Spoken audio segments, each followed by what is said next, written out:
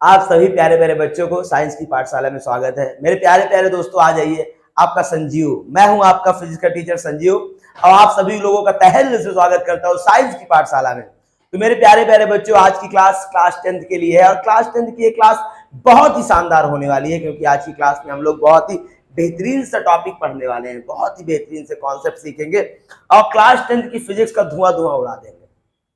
दोस्तों आइए एक प्यारे से कोट्स और फनी से कोट्स के साथ आज की प्यारी सी क्लास की शुरुआत करते हैं। दोस्तों क्या लिखा है? मार्टिन लूथर ने कहा है, अगर तुम उड़ नहीं सकते हो तो दौड़ो, अगर तुम दौड़ नहीं सकते हो तो चलो, अगर तुम चल नहीं सकते हो तो रेंगो, पर आगे बढ़ते रहो। कि तभी एक बिहारी खैनी ठोकते हुए बोला, वो सब तो ठीक बा लूथर भाई, लेकिन मर्दे ही बताओ कि जाए का कहां बा। देखिए आप लोग तो परिचित होंगे बिहारियों से। मैं नमस्ते करता हूँ सभी बिहारियों को, जो भी बिहारी भाई साहब हमारे वीडियो को देख रहे हैं। आप सभी लोग बहुत ही शानदार हो भाई साहब। पूरे यूनिवर्स में, भारत की बात छोड़ दीजिए, पूरे यूनिवर्स में सबसे ज्यादा मेहनती, सबसे ज्यादा टैलेंटेड अगर कहीं के लोग हैं तो वो बिहारी हैं। मैं बड़े तहे दिल से उनका स्वागत करता हूं अपने इस चैनल पे। दोस्त आप तो वो हो जिसने पूरे दुनिया को संभाल रखा है, पूरा दिल्ली, पूरा मुंबई, हर एक जगह बिहारी मिलेंगे आपको, और जिन्होंने पूरी दुनिया को बनाया है। मैं तो उन लोग का, बिहारियों को बहुत ही सम्मान और बहुत इज्जत की नजर से देखता हूँ। ये है तो मेरे प्यारे प्यारे दोस्तों, आइए शुरू करते हैं आज की क्लास।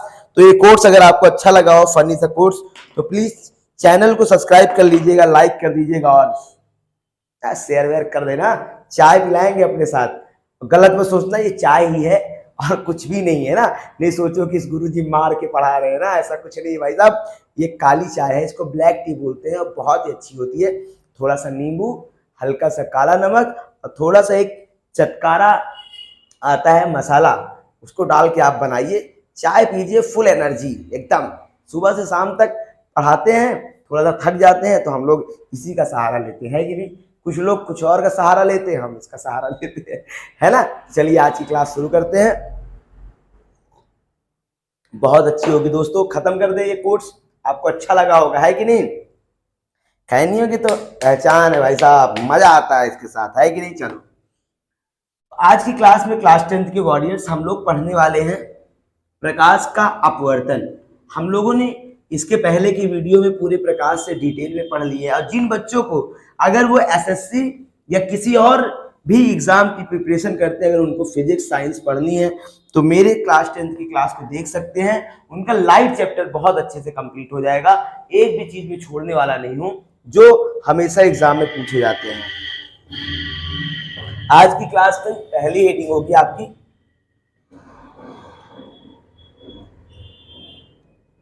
प्रकाश का अपवर्तन। प्रकाश का अपवर्तन, refraction of light, refraction of light, प्रकाश का अपवर्तन, प्रकाश का अपवर्तन। तो बेटा देखो, सबसे मेन चीज क्या होता है, जैसे मैंने आपको बताया था कि परिवर्तन के लिए क्या जरूरी होता है, एक मीडियम का होना, और एक तल कैसा होना चाहिए, एक तल की तरफ पॉलिश किया गया होना चाहिए, और एक तल परावर्तक तल होगा तो ये परिवर्तन होगा, है ना।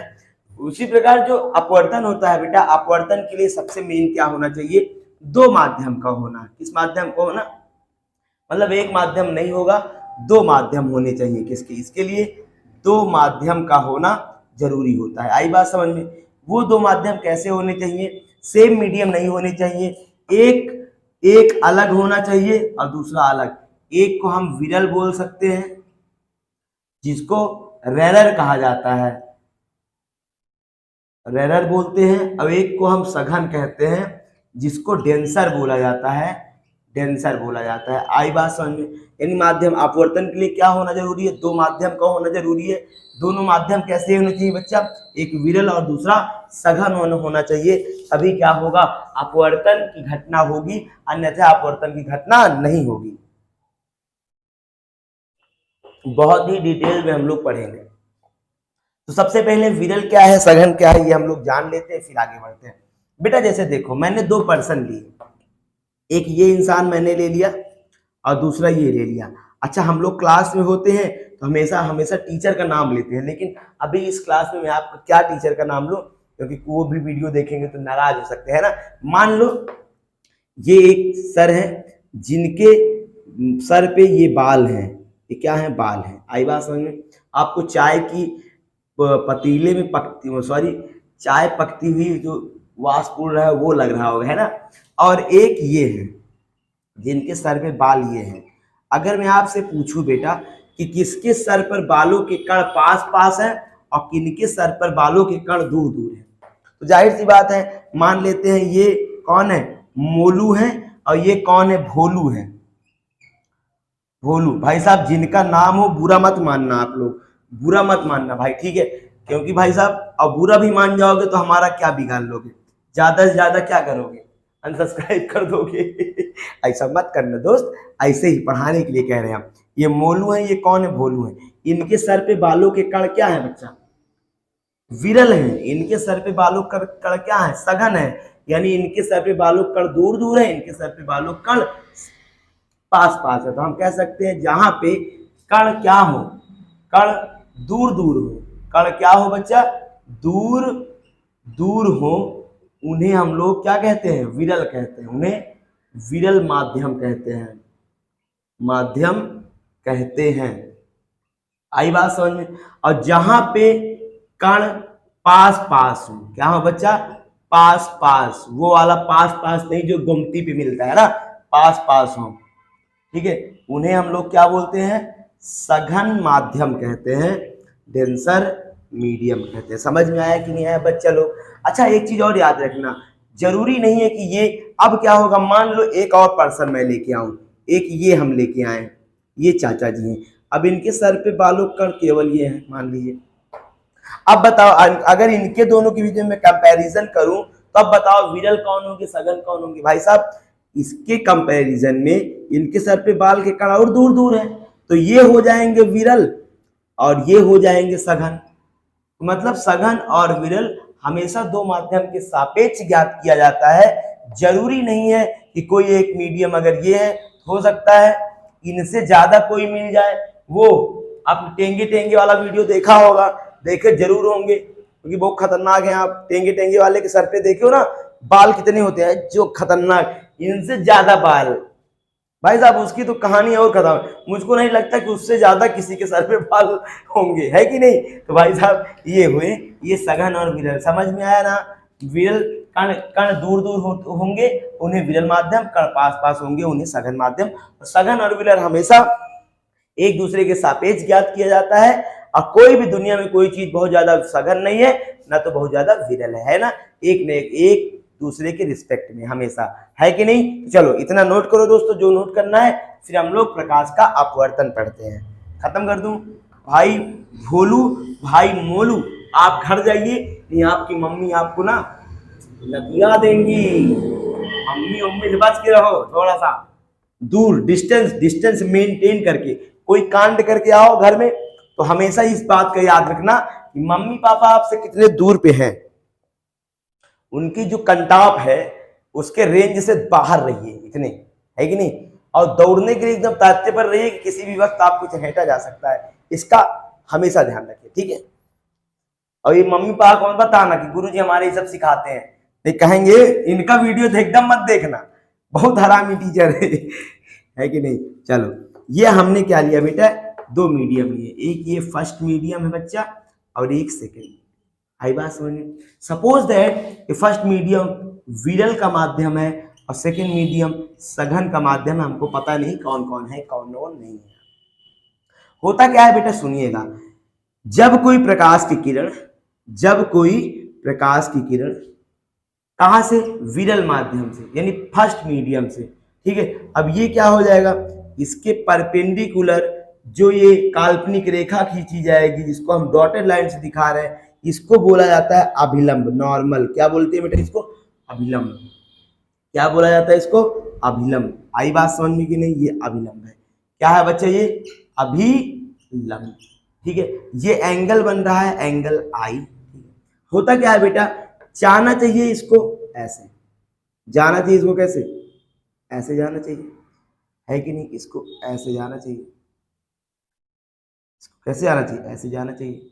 लेकिन होता क्या है, जब कोई प्रकाश किरण एक माध्यम से दूसरे माध्यम में इंटर करती है, यानी विरल से सघन में इंटर करती है, तो अभिलंब की ओर झुक जाती है। कहाँ झुक जाती है बच्चा? अभिलंब की ओर झुक कर जाती है। और ये जो एंगल है, एंगल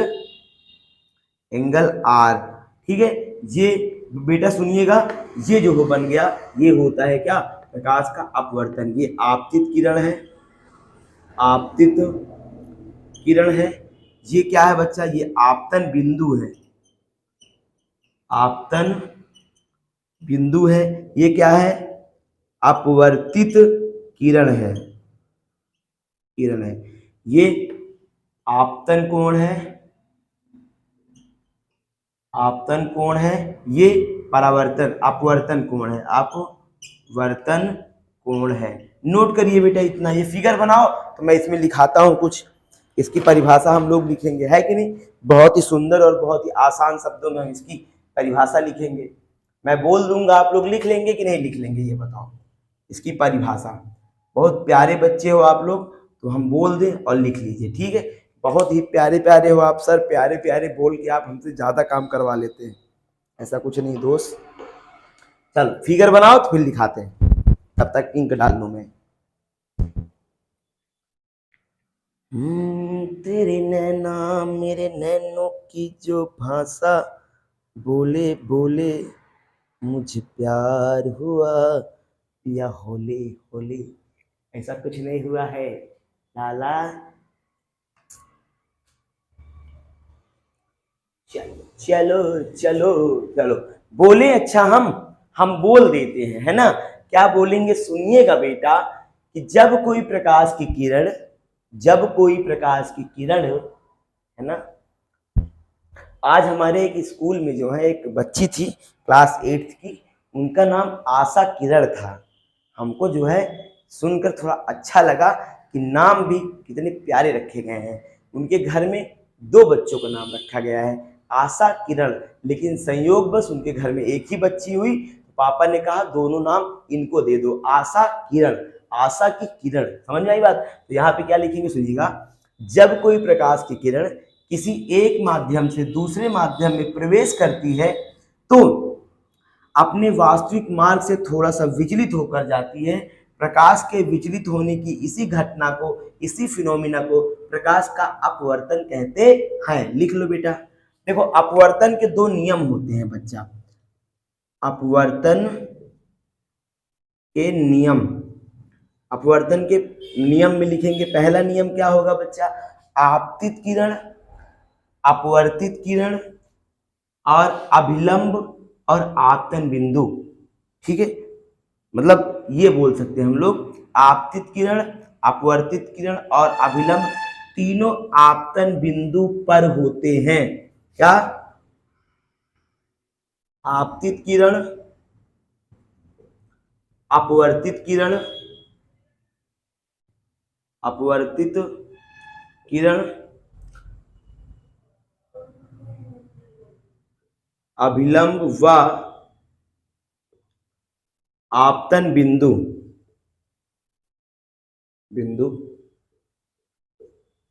सॉरी, आपतित किरण, अपवर्तित किरण, अभिलंब तीनों आपतन बिंदु पर होते हैं। ये लिख लेना, तीनों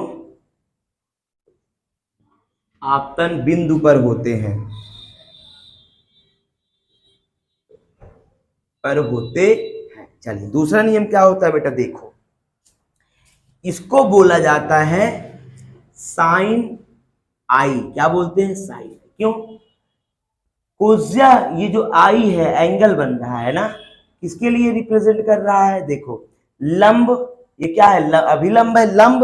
और ये क्या है बेटा? ये हाइपोटेनस को रिप्रेजेंट कर रहा है, तो इसलिए जो ये एंगल बनेगा वो साइन आई बनेगा, ठीक है? तो क्या होगा? ये साइन आई, और सर यहाँ पे जो एंगल बनेगा वो साइन आर बनेगा, है कि नहीं? इन्होंने बताया कि जो आपतित किरण अभिलंब के बीच बना कोण साइन आई और अपवर्तित किरण और अभिलंब के बीच बना कोण साइन आर, इनका दोनों का जो रेशियो होता है, जो अनुपात होता है, वो सदैव एक नियतांक होता है। सर ने बताया कि साइन आई अनुपाते साइन आर इक्वल टू क्या? ये जो वैल्यू आएगी 1 और 2, ये क्या होगी? सदैव नियत होगी। क्या होगी बच्चा? नियत होगी, नियत होगी। आई बात समझ में? सर ये किसने बताया? कौन सर ने बताया? इसको स्नेल चाचा ने बताया। कौन बताए? स्नेल चाचा। मतलब इसको स्नेल का नियम कहते हैं। चाचा मत लिख लेना आप लोग, है ना। स्नेल सर ने ये नियम दिया, ये नियम दिया। इसे स्नेल का नियम भी कहते हैं। इसे क्या कहते हैं बच्चा?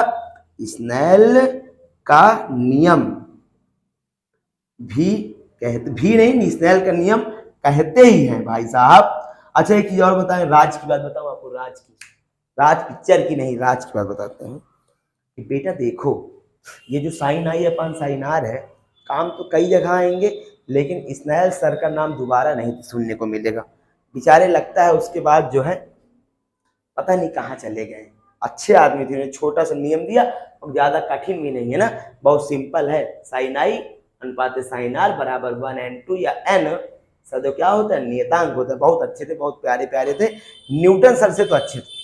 न्यूटन सर ने तो जिंदगी की जो है ना लगा के रख दी पूरे तरीके से, है कि नहीं। चलो खत्म कर दूं ये पूरा। अच्छा आया कि नहीं? ईमानदारी से बताना भाई, नहीं आया समझ? नहीं आया?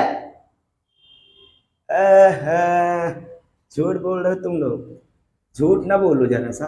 चलो खत्म कर दूं ये मैं? सर मैं लिखा नहीं था। अरे लिख ले यार, वीडियो रोक के लिख लिया कर तुम लोग ना, ज्यादा टाइम गंवाते हो, पढ़ते लिखते नहीं हो बस।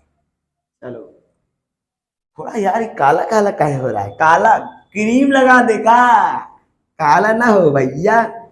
फेयर एंड लवली आजकल तो बारात रात शुरू है, फेयर एंड लवली लड़के लगा के जाते हैं आजकल। तो फेयर हैंडसम लगाया करो, लड़कियों की क्रीम मत लगाया करो। चलो आगे आगे चलते हैं, है ना। क्या होता? तो आइए अब हम लोग पढ़ेंगे क्या? अपवर्तन आपने पढ़ लिया, अब हम लोग पढ़ेंगे अपवर्तनांक। क्या पढ़ेंगे? अपवर्तनांक। हेडिंग डाल दे बेटा, अपवर्तनांक। आज हम लोग खत्म करेंगे, सब खत्म करेंगे एकदम। रिफ्रैक्टिव इंडेक्स क्या बोलते हैं इसको? रिफ्रैक्टिव इंडेक्स, रिफ्रैक्टिव इंडेक्स, अपवर्तनांक। चलो सबसे पहले बेटा एक चीज बताएं आपको, अपवर्तनांक है क्या? अपवर्तनांक एक भौतिक राशि है। क्या है? लिख लेना। अपवर्तनांक एक ऐसी भौतिक राशि है, ऐसी भौतिक राशि है जो दो माध्यमों में, जो दो माध्यमों में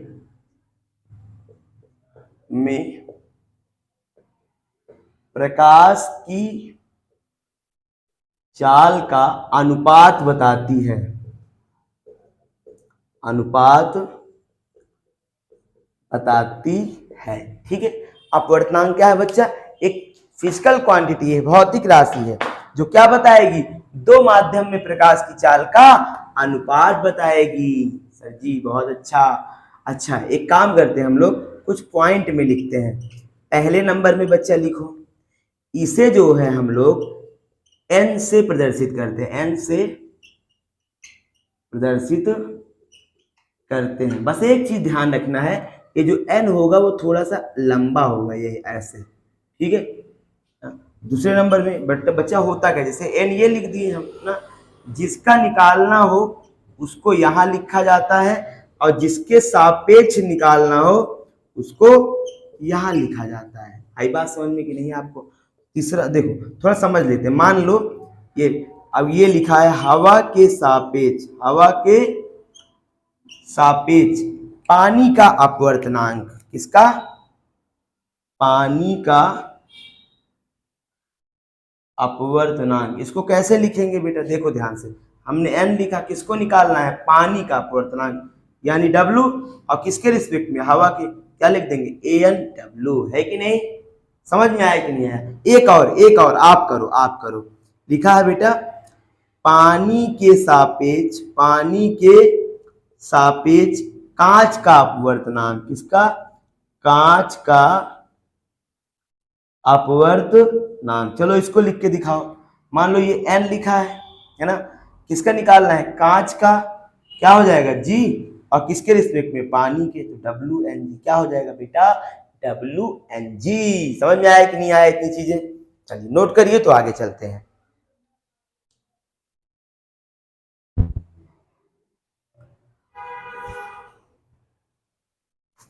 हो गया होगा ना। अच्छा तीसरे नंबर में लिख लो कि बेटा इसका मात्रक कुछ नहीं होता, क्या, कुछ नहीं होता, लिख लेना, ठीक है। तो इसका मात्रक कुछ नहीं होता तो विमा क्या हो जाएगी, ये विमाहीन राशि है बेटा, बच्चा, है ना। इतनी चीजें लिख लो आप, ठीक है। चलो अब हम लोग क्या करेंगे, यहाँ पे एक हेडिंग डाल दो, छोटी सी हेडिंग, उसको भी यही निपटा लेते हैं कि अपवर्तनांकों का संबंध। अच्छा एक काम करें क्या, एक काम करें, सर कुछ मत करिए, अभी पहले पढ़ लेते हैं अपवर्तनांकों का संबंध। अभी हम क्या करेंगे बेटा ना, अभी हमको क्या करेंगे, इसको पढ़ने के बाद कुछ न्यूमेरिकल लगाएंगे, ठीक है। राज की बात है, किसी से बताना मत। और आप लोग थोड़ा सा चैनल को सपोर्ट करिए बच्चा लोग, है कि नहीं। आप लोग थोड़ा सब्सक्राइब करवा दिया करिए ना, और थोड़ा सा मेहनत करिए, मेरे साथ पढ़ाई करिए, रिजल्ट की गारंटी है। रिजल्ट हम लोग को लेके आना है, कैसे लेके आना है, एकदम वाट लग जाए देखने वालों की, है कि नहीं। ये एंगल आई हो गया, है कि नहीं। अब देखो जाना चाहिए इसको ऐसे, मान लो ये ऐसे चली गई, ये एंगल आर है, ठीक। इसके लिए स्नेल के नियम से, स्नेल के नियम से क्या होता है बच्चा, साइन आई अनुपात साइन आर बराबर 1n2। इक्वेशन फर्स्ट मान ले इसको। एक काम करें, माध्यमों का व्युत्क्रम कर दें, यहाँ पे लिख लेना माध्यमों का व्युत्क्रम करने पर। हमने क्या किया, माध्यमों का व्युत्क्रम कर दिया। व्युत्क्रम के लिए क्या, एक फिगर और अगर बना ले हम लोग, तो यहाँ पे देखो ये, जैसे ये आई किरण ना, ये अभिलंब हो गई, ठीक है। तो ये जो है मान लो एंगल आर हो गया बेटा, और ये क्या हो जाएगा, ये मान लो एंगल आई हो गया, ठीक है। तो यहाँ पे जो हो जाएगा, क्या हो जाएगा, साइन आर अनुपात साइन आई बराबर 2n1। इक्वेशन क्या हो गया, 2। अब क्या करेंगे बेटा, समीकरण 1 और 2 से देखो क्या करेंगे। समीकरण 1 में समीकरण 2 से हम लोग कर देंगे, क्या हो जाएगा, यहाँ देखो, इसको खत्म कर दो, लिख गया होगा आप लोग का ना। ध्यान से, बड़े आराम से पढ़ेंगे, एक एक चीजों को बहुत अच्छे से पढ़ेंगे बेटा। कोई डाउट कोई दिक्कत हो तो प्लीज कमेंट करिए आप ना, बताइए सर यहाँ प्रॉब्लम आ रही है ना। समीकरण 1 और 2 से देखो, समीकरण 1 हम लोग सॉरी यहाँ पे भाग नहीं करेंगे बेटा, यहाँ देखो फल, यहाँ देखो समीकरण 1 व 2 से ऐसे करें, ठीक है। यहाँ देखो क्या हो जाएगा बच्चा, साइन आई अनुपात साइन आर गुणे साइन आर अनुपात साइन आई बराबर 1n2 गुणे 2n1, ठीक। देखो बेटा यहाँ पे देखो आप सब लोग, साइन आई से साइन आई खत्म, साइन आर से साइन आर खत्म, बचा क्या, यहाँ 1 आ जाएगा बराबर 1n2 गुणे 2n1, है ना। तो इसको आप लिख सकते हो 1n2 गुणे 2n1 बराबर 1। आई बात समझ में, ये आ गया, है कि नहीं। बेटा यहाँ से अगर 1n2 का मान निकालेंगे तो 1/2n1 हो जाएगा, ठीक है ना। जैसे देखो कभी कभी एक सवाल दिया रहता है, इसमें क्या सवाल दिया रहेगा कि हवा के सापेक्ष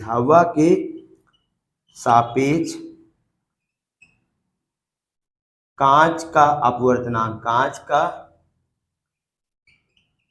अपवर्तनांक 3/2 है। कितना है, 3/2 है ना, है।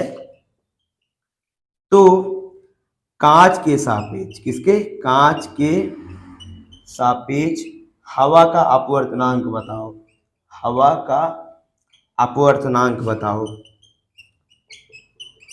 अपवर्तनांक बताओ, ये पूछ लेगा। क्या दिया है देखो, n किसका, कांच का, g और a कितना दिया है 3/2। आपसे पूछ क्या रहा है, n a का g, ये पूछ रहा है ना बेटा। तो इसके लिए क्या करेंगे देखो ध्यान से,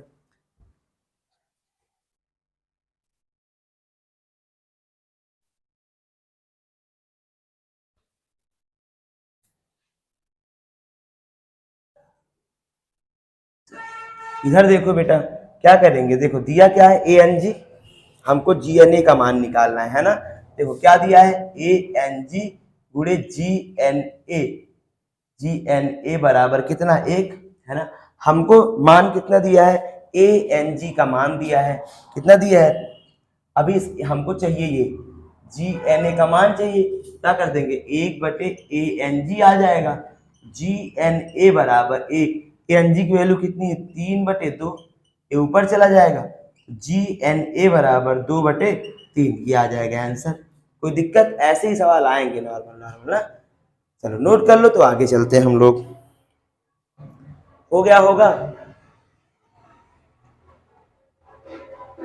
थोड़ी देर रुक जाइए, बगल से ढोल उल बजते हुए जा रहा है, आप लोग को डिस्टर्ब होगा, मैं वीडियो को कट कर दूंगा यहाँ पास।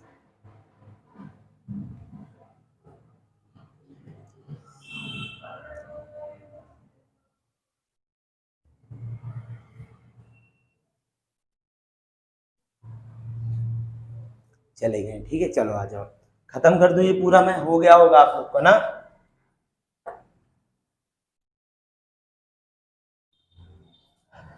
चलो बेटा एक काम करेंगे अब हम लोग, काम नहीं सर, काम उनसे डर लगता है, काम हम ना कराया करिए, काम नहीं बेटा, पढ़ेंगे अभी हम लोग। मान लो ये 2 मीडियम के लिए था, मान लो 3 माध्यम हो, क्या हो बेटा 3 माध्यम हो, तो 1 था 2 3 ना।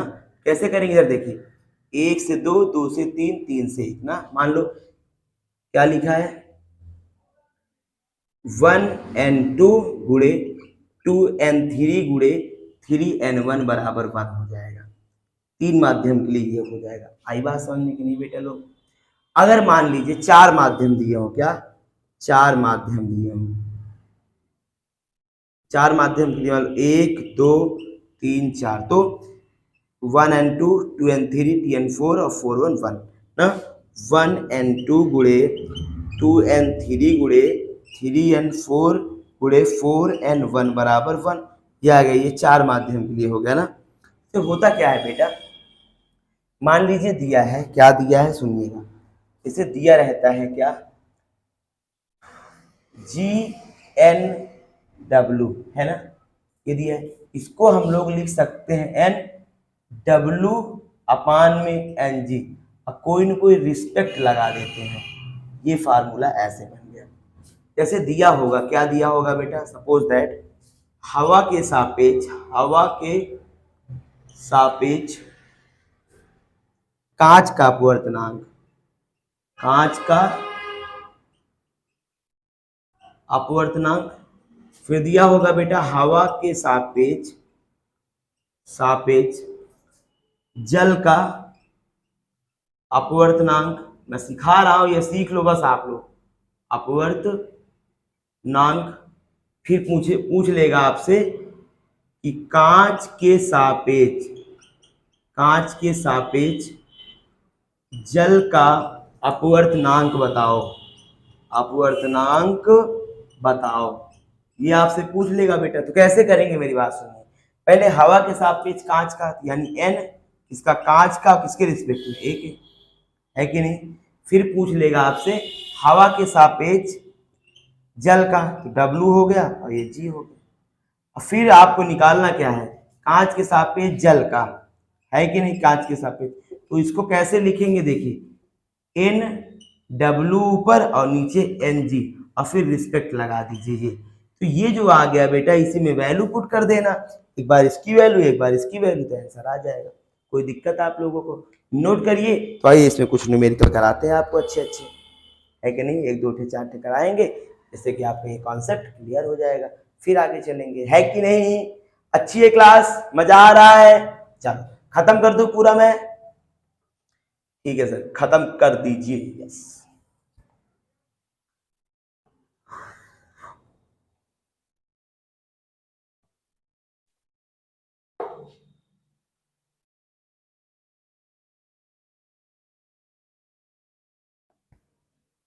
देखो बेटा, आइए यहाँ पे देखो, एक एक एग्जाम्पल लेते हैं। ठीक है, एग्जाम्पल क्या है, न्यूमेरिकल मैं कहीं से ले लेता हूँ, होगा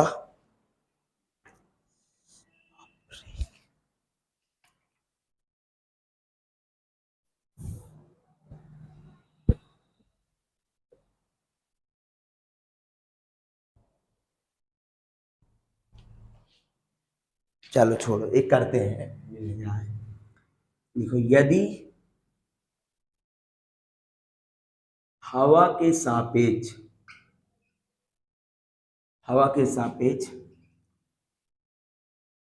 कांच का अपवर्तनांक 4/3 हो, व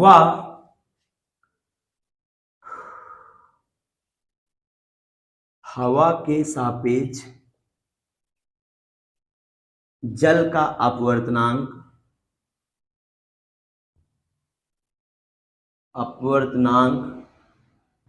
3/2 हो, तो कांच के सापेक्ष कांच के सापेक्ष कांच के सापेक्ष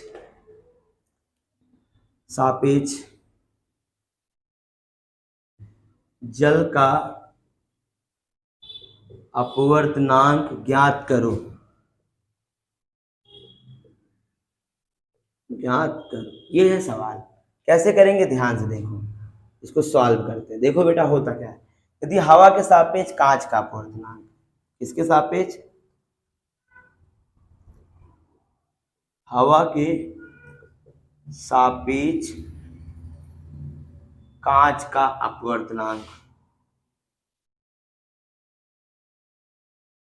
ये कितना दे रखा है? देखो, एन किसका निकालना है? कांच का। जी किसके रिस्पेक्ट में? हवा के। कितना दे रखा है बेटा? 4/3। ठीक, फिर कह रहा है हवा के सापेक्ष जल का अपवर्तनांक, जल का अपवर्तनांक, ये क्या है? NWA। कितना दे रखा है? 3/2, है कि नहीं? चलो, कह क्या रहा है बेटा, इधर देखो, अब आपसे पूछ रहा है कांच के सापेक्ष जल का अपवर्तनांक बताना है। कांच के सापेक्ष जल का अपवर्तनांक इधर देखो बच्चा, किसका चाहिए हमको? जल का ना, किसके रिस्पेक्ट में चाहिए? कांच के। कैसे लिखेंगे? NW अपान में NG, रिस्पेक्ट लगा दो यहाँ पर। इधर देखो बेटा, ANW का मान कितना है? ANW का मान कितना है? 3/2। ANG का मान कितना है? 4/3। इधर ऊपर चलेगा, 3 3 9, 4 दूनी 8। ये आंसर आ गया। आप समझ में आया? अब यदि आपकी किताब में जो भी न्यूमेरिकल मिलते हैं इनसे रिलेटेड, सब कर डालिएगा एक तरफ से, है ना। आइए एक कॉन्सेप्ट और पढ़ते हैं, लास्ट कॉन्सेप्ट इस टॉपिक का। खत्म कर दो पूरा। सवाल नोट कर लिए थे ना आप लोग? हेडिंग डाल दो, निरपेक्ष अपवर्तनांक। सर ये क्या है? निरपेक्ष अपवर्तनांक, है ना, ये पढ़ते हैं। देखो बेटा, होता क्या है निरपेक्ष अपवर्तनांक, पहले ये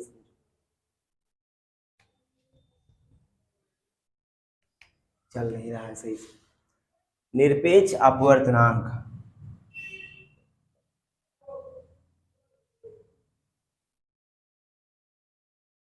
इसको बोलते हैं एब्सोल्यूट रिफ्रैक्टिव इंडेक्स।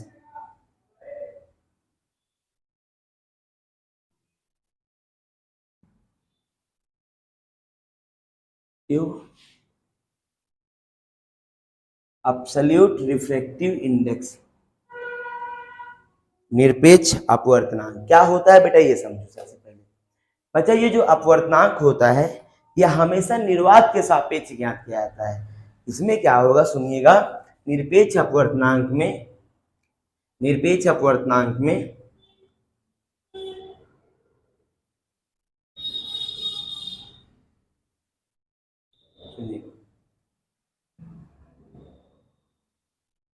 चलिए इसमें क्या होगा, निरपेक्ष अपवर्तनांक लिख लीजिए, निरपेक्ष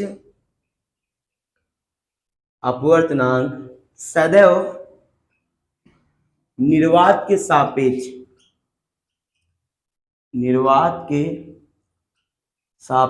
ज्ञात किया जाता है,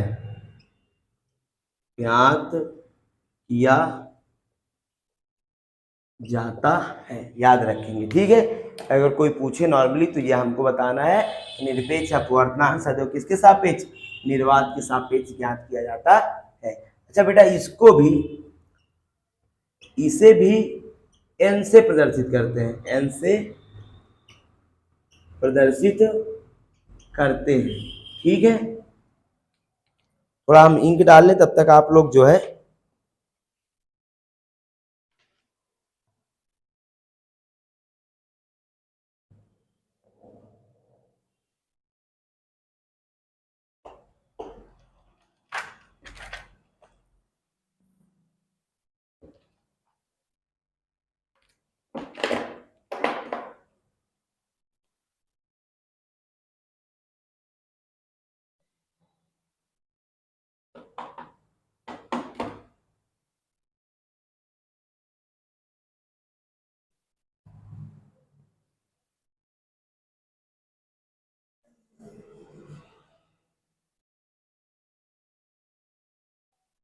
चलो हो गया बेटा। होता क्या है देखो, अगर मैं स्नेल के नियम को थोड़ा, साइन आई अनुपाते क्या होता है, साइन आर बराबर 1n2, है ना। इसको हम लोग क्या लिखते हैं, n2/n1। अब सुनो बेटा, इसको अगर हम लिखेंगे तो v1/v2 हो जाएगा, आई बात समझ में। और इसको ही λ1/λ2 लिखते हैं, ठीक है। देखो होता क्या है बच्चे, सुनिएगा मेरी बात एकदम आराम से, कि n बराबर होता है पहले माध्यम में 1n2 बराबर पहले माध्यम में प्रकाश की चाल, और ये क्या है, दूसरे मीडियम में प्रकाश की चाल, ये हो गया। अच्छा सुनिएगा, इसको हम लोग कैसे लिखते हैं, निर्वात के सापेक्ष ज्ञात करते हैं ना, CNV। अगर ये क्या हो, CNV हो, तो इधर देखिए C यानी कि पहले माध्यम में, यहाँ पे C अनुपात क्या हो जाएगा, दूसरे माध्यम V ना। तो जो यहाँ पे फार्मूला बनेगा वो क्या बनेगा, N बराबर C/V। आई बात समझ में, N बराबर क्या बनेगा, C/V बनेगा फार्मूला। देखो एक सवाल लेते हैं हम लोग इसमें, ये समझ में आया कि नहीं आया आपको, कि N बराबर C/V क्या है बच्चा, C है प्रकाश की चाल जो कि कितनी होती है, 3 × 10⁸ मीटर पर सेकेंड होती है।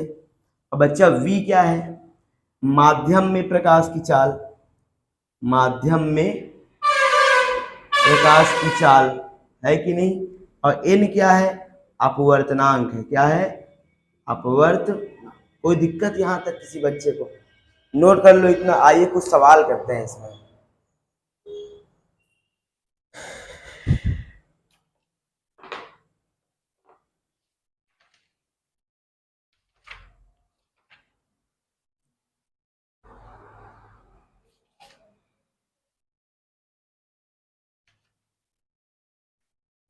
चलो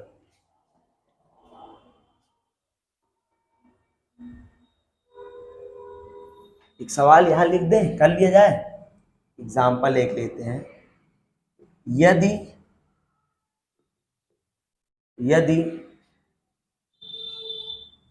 यदि कांच का अपवर्तनांक